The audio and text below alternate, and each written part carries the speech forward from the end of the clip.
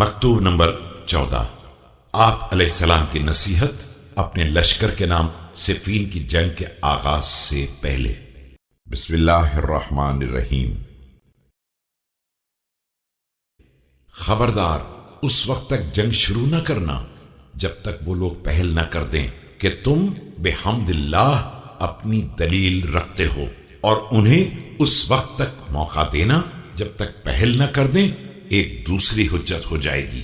اس کے بعد جب حکم خدا سے دشمن کو شکست ہو جائے تو کسی بھاگنے والے کو قتل نہ کرنا اور کسی عاجز کو ہلاک نہ کرنا اور کسی زخمی پر قاتلانہ حملہ نہ کرنا، اور عورتوں کو اذیت مت دینا چاہے وہ تمہیں گالیاں ہی کیوں نہ دیں، اور تمہارے حکام کو برا بھلا ہی کیوں نہ کہیں کہ یہ قوت نفس اور عقل کے اعتبار سے کمزور ہیں۔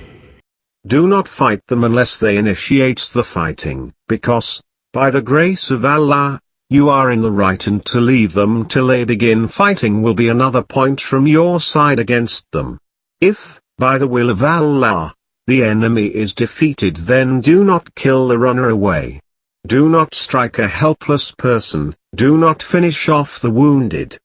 Do not inflict pain on women even though they may attack your honor with filthy words and abuse your officers, because they are weak in character, mind and intelligence.